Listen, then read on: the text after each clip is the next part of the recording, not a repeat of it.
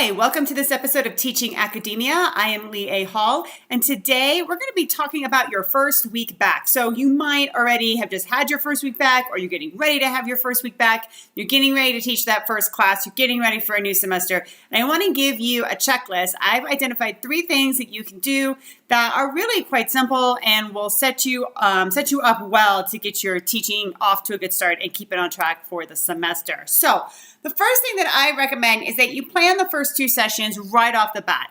And I tell you this because, the first session there's not a lot of content being taught in the first session. Now, I know in my face-to-face classes, I try to embed some kind of activity to get us engaged with the content. Maybe about an hour's worth of stuff that we can do. In my online class that I'm going to be teaching this year, I know that during the first week, I've got them watching some videos that are content-based, but there's a lot of stuff that, you have to do in the first session that is about, going over the syllabus. In my online class, students are watching a playlist of videos that talk to them about the syllabus. You got to answer questions about the syllabus. I've got students doing getting to know you videos this week. So there's all kinds of stuff that you just naturally have to do that has nothing to do with content. So because that first class just happens to typically be like that, your second session obviously is going to be much more content centric. Now, I know that in my second session, especially in face-to-face classes, I block out a period of time at the end of class, like maybe 15 or 20 minutes, and I tell them, I will reserve this time to go over questions from the syllabus. But the rest of the time is, it's just about content, right? It's about what we're learning. And so I can go ahead and plan those first 2 right off the bat. And then what happens is at the beginning of the semester, when you're busy with meetings or students or, all kinds of organizational, just getting back to work stuff, you've got this space. You know that those first 2 sessions are taken care of. And it's really nice. The next thing that I'm going to recommend to you is that decide when you will work on your teaching. And this is a little bit different from the third thing underneath it about setting a goal.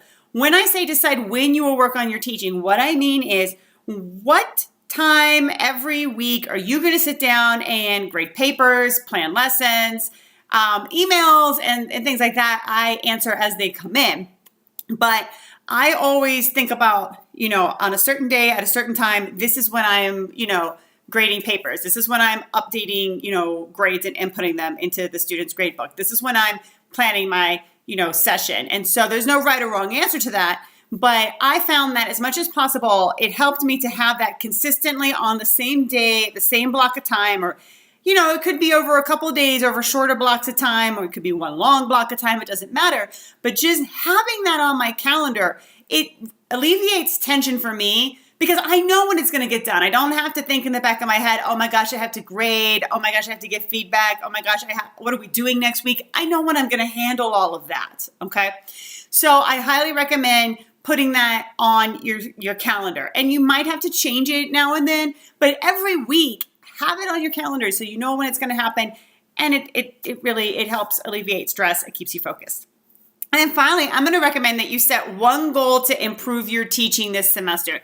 It can be anything. Now, I know when I was I used to be a middle school teacher and then before I was a college professor, but in both cases, I could look at my teaching and think, oh my gosh, there are so many things that I could improve on here. Well, guess what? I can't do them all at once, but I can pick one thing, right? One big thing, or maybe two small things, I wouldn't really recommend picking more than 2. So for example, one year I picked discussions. I really wanted to, improve how I, facilitated discussions. I got a book on it. I read, I spent a lot of time. That was my focus for the whole semester, was helping, myself get better at facilitating discussions. One year, if you follow my blog, I did gamification of my classes, and that was a whole year because I actually spent the whole summer learning about it, thinking about what I wanted to do. I spent the fall semester piloting it. I refined it. I went back in the spring and did some other things. So, pick a goal that is manageable, but also really exciting and interesting to you. And let's talk about it. Let's share it. I'd love to hear your goals and how you are implementing them this year and what kinds of strategies and things that you're doing. So please share that. Do hashtag Teaching Academia and let's talk about it. All right. So right now you can find me leahall39@gmail.com and also leahall.wordpress.com. And please feel free to send me questions that you have about teaching in higher education.